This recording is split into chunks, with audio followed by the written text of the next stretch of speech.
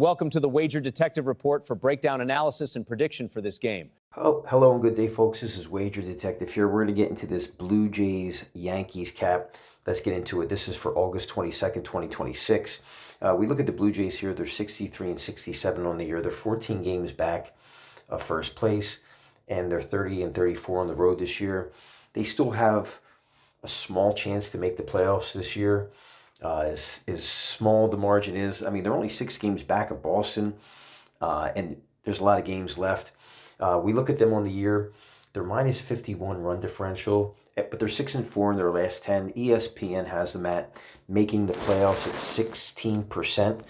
So they're still mathematically alive, and they're hitting the ball great. I mean, recently, last 9, as we get into this cap, we'll see.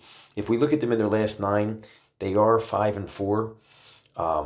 They won 2 or 3 against the Yankees last time they saw them. They took 2 or 3 from Tampa Bay. They gave Boston a problem, and they lost to the Yankees yesterday. But I'm sure they're going to be fired up for this one.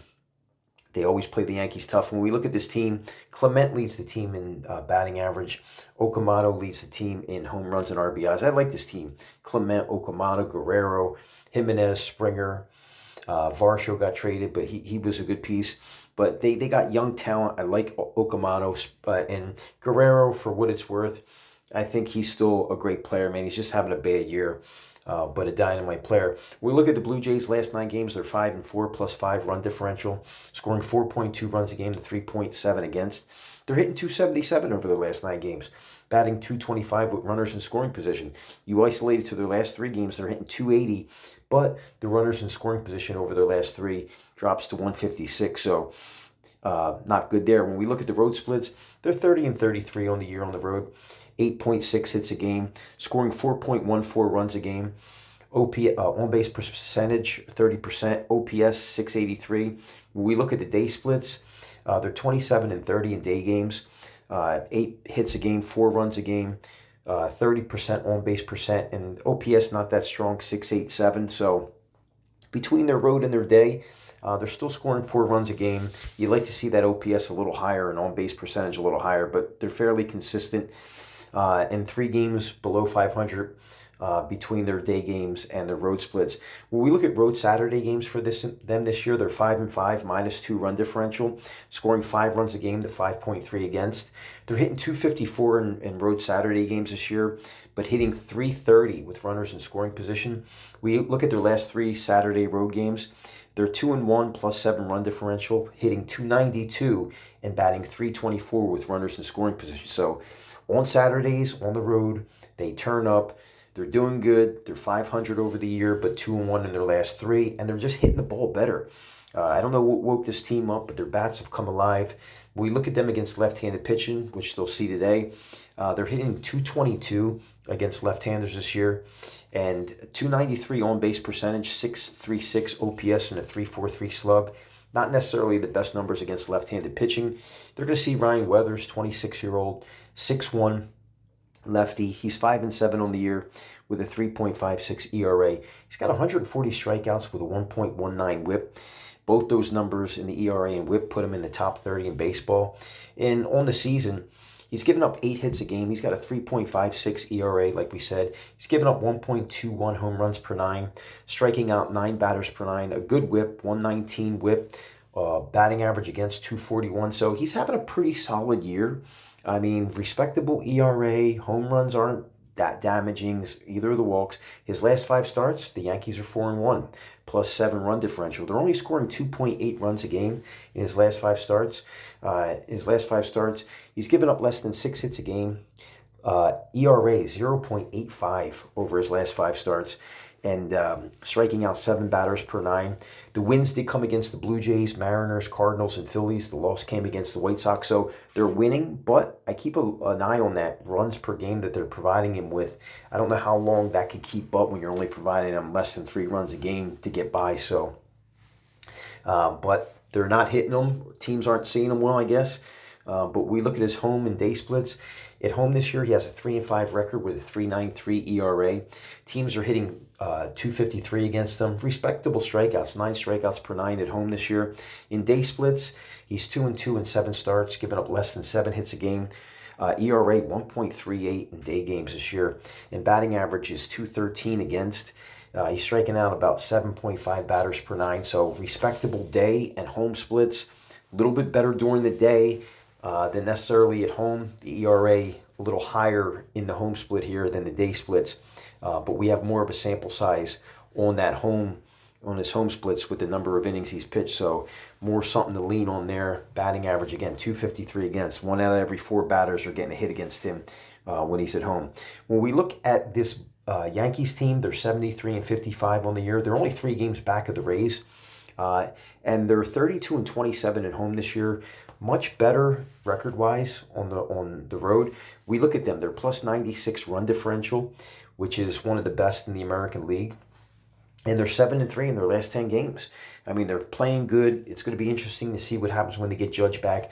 They got enough pieces in flexibility to just run different pitchers out there. They got a good bullpen, the best in baseball statistically. So this Yankees team is promising. Bellinger leads the team in the batting average, and you look at Rice leads the team in RBIs and home runs. I like Rice. I like Chisholm.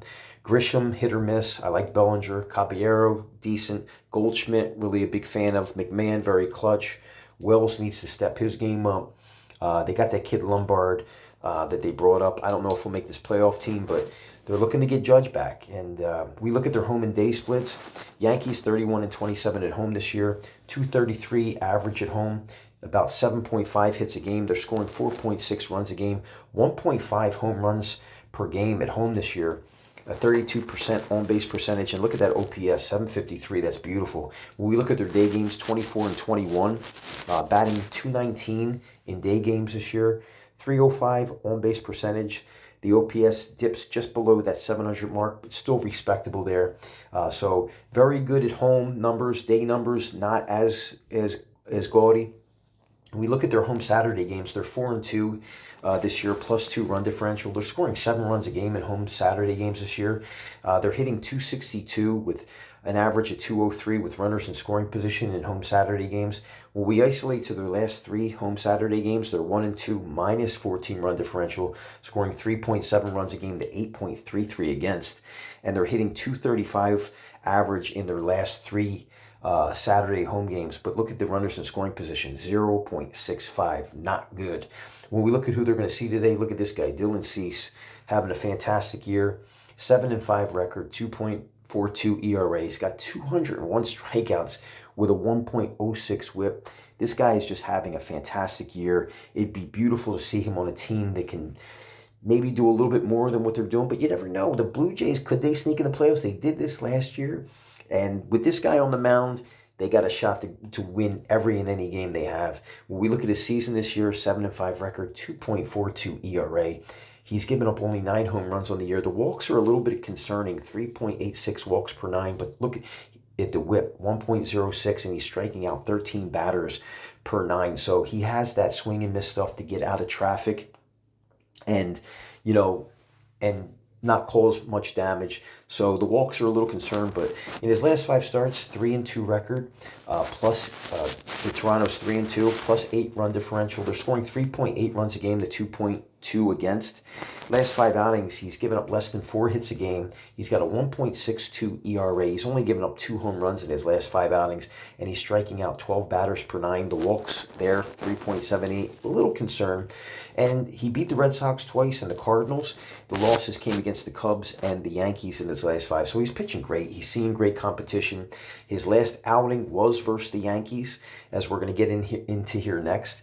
So he did lose that game, as we'll touch on here, but he's looking great in his last 5, man. 1.62 ERA in his last 5 outings is absolutely fantastic. Again, his last outing was against the Yankees, was on August 16th. He lost 4-3 in extra innings. The Blue Jays did. Pitched 6 1/3, 2 hits, 2 earned runs, 3 walks, and 10 strikeouts. They just couldn't get the job done. He became the first Blue Jays pitcher to reach 200 strikeouts in a season since 2019, which was great. We look at his road day splits. On the road, look at this, 6-1 record. He's given up less than 5 hits a game. 1.71 ERA on the road this year, striking out 12.6 batters per nine. Teams only hitting 155 against him on the road. When we look at his day splits, he's 3-2 in 10 starts with 61 and a third innings pitched. Again, less than 5 hits per nine. ERA 2.20, and he's striking out 13, almost 14 batters per nine, and the batting average 153 again. So you look at his road and day splits, it's almost identical. He's got a little bit better ERA in road games, but just dominant no matter where you want to look at it or where you want to take it. If this team hits for him and you just give him a little bit of a cushion, it's lights out for the other team, because you're going to be hard pressed to get on base and do anything with it. When we look at these pitchers side by side in the day splits, I'm trying to see what stands out here. Dylan Cease giving up less hits. ERA's not as good as what Weathers is during the day. But look at Dylan Cease, almost 14 strikeouts to 8 strikeouts per nine in day games. And look at the batting average, 153 against for Dylan Cease and 213 against Weathers. It's pretty much, they're still dominant, but I think the strikeouts stand out to me. The hits per nine stand out. And the walks are a little bit higher for Cease. But when we look at home versus Cease on the road, Cease 6-1 record. Look at that, ERA 1.71 to 3.93 for Weathers at home. When we look at the walks per nine, Cease has a little bit higher of a walk rate, but look at the strikeouts. He's got more of the swing and miss stuff, almost 13 strikeouts per nine compared to 9 for Weathers.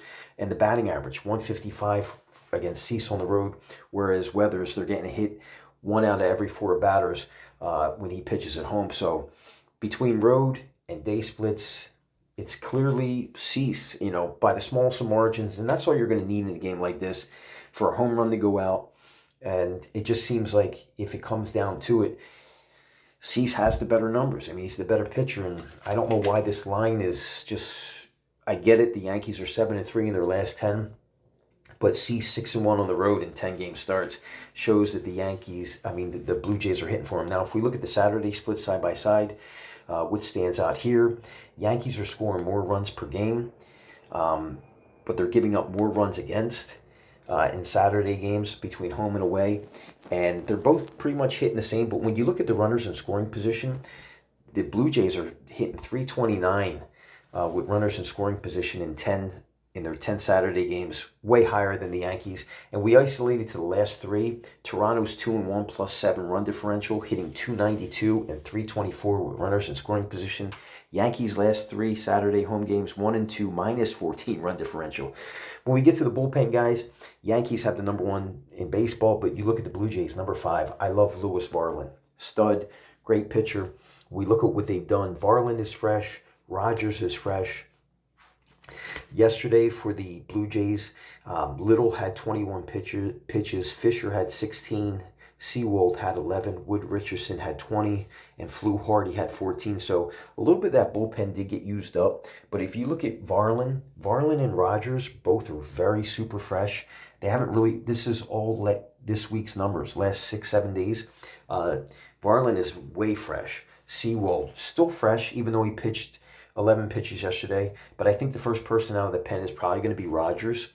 I don't think you'll see Little. He did pitch 21 pitches yesterday, and that's not added to this total. They haven't refreshed it yet. So it'll be Rogers out of that pen. You could see Simeon Wood Richardson. He had 20 pitches yesterday. Fisher, possibly. We look at the Yankees. Yesterday, Hedrick had 19 pitches. Blackburn had 16, and Bednar had 16.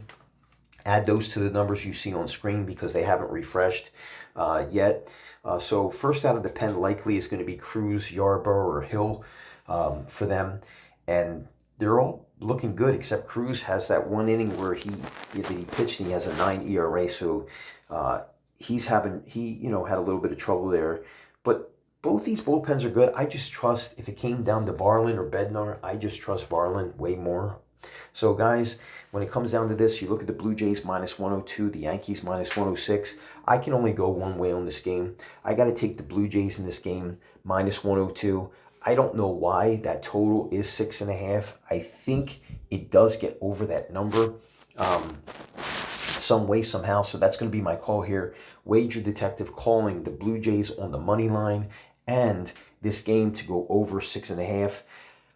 That's just how I see it from all the splits we looked at, Saturday splits, home and day splits by the pitchers, the bullpen, everything included. And that's my call here. Thank you for tuning into this video. Be sure to subscribe, like, and follow Wager Detective and set alerts on YouTube. I love all my fans out there, present and future. And I'll talk to you soon. Let's go Blue Jays, and let's go over 6.5. Thank you very much for watching. I'll talk to you soon.